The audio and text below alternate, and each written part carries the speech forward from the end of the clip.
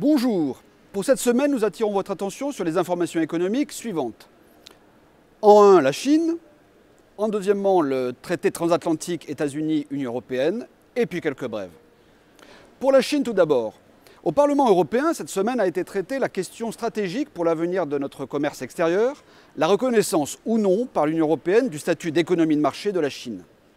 Ce débat fait suite à l'enregistrement de la Chine comme une économie non marchande lors de son entrée dans l'Organisation mondiale du commerce, l'OMC, en 2001, avec la promesse de réexaminer ce statut 15 ans plus tard, soit en 2016. Qui pouvait sérieusement imaginer que la Chine passerait d'un statut d'économie ultra-dirigée et subventionnée à celui d'une économie de marché en l'espace de 15 ans? Il faut être naïf ou européiste pour le croire. Or, un changement de statut économique de la Chine entraînerait automatiquement une forte réduction des droits de douane de l'Union européenne et aurait des conséquences graves sur les économies européennes et françaises et bien entendu, au final, sur les emplois. Les traités de l'OMC nous interdiront en effet de limiter ou de taxer les importations de produits chinois car ils seront considérés comme issus d'une économie libre et donc avec des prix respectant la loi de l'offre et de la demande. Les études estiment que des millions d'emplois seront détruits dans l'Union européenne si la Chine obtient son statut d'économie de marché. Fort heureusement, pour une fois, le Parlement européen a pris de conscience du danger et dans un instinct de survie a voté, pour une fois, comme le Front National, afin de protéger son économie grâce à des barrières douanières. Je rappelle que le Front National est pour un protectionnisme intelligent, basé sur l'esprit de la Charte de la Havane, qui interdit tout excédent à long terme d'un pays et vice-versa.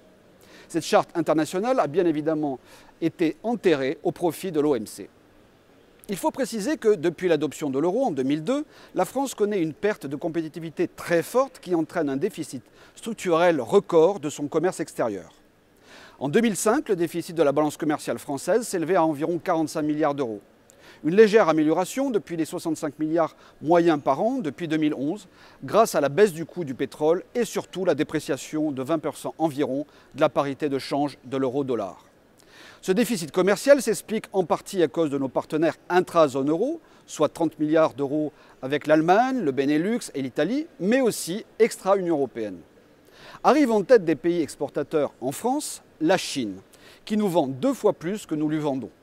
Notre balance commerciale est déficitaire de 25 milliards d'euros en 2015. Le dumping fiscal chinois sur l'acier est tel que nos dirigeants UMPS, pris en étau entre la colère montante du peuple et leur utopie ultralibérale, estiment que les importations du métal chinois devraient être taxées à 300% et non à 20% comme c'est le cas actuellement en Europe. D'ailleurs, les USA l'ont fait en 2014 en taxant l'acier chinois à environ 260% en moyenne par an.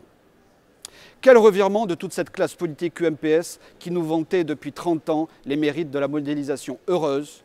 Or, quel est le constat de ce choix politique? Celui du suicide de notre industrie et de la destruction de nos millions d'emplois industriels.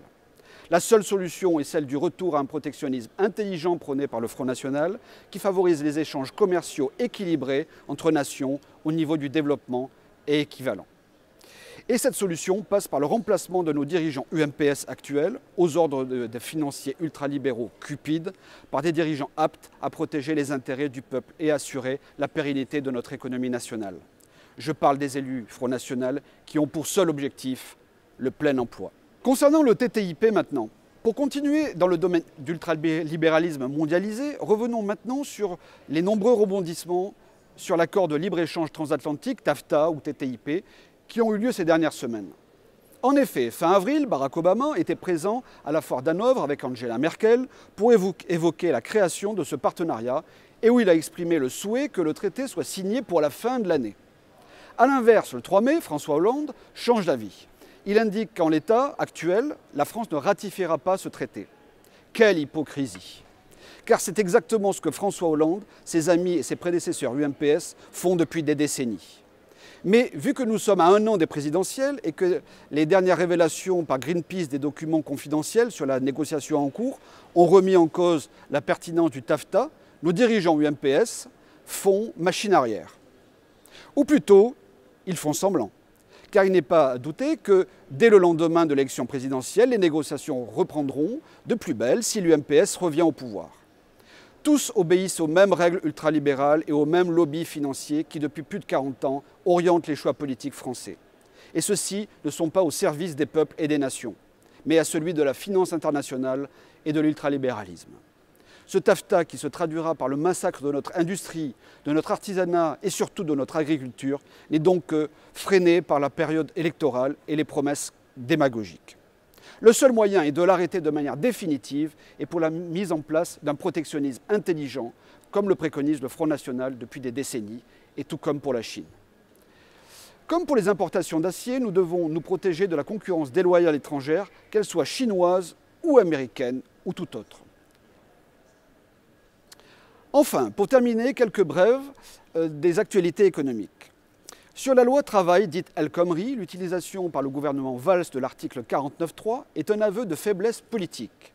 Pour mémoire, le 49.3, cela veut dire que le Parlement ne vote pas. Cette loi antisociale de réforme du droit du travail est très impopulaire et doit être passée en force par les socialistes contre la volonté des Français.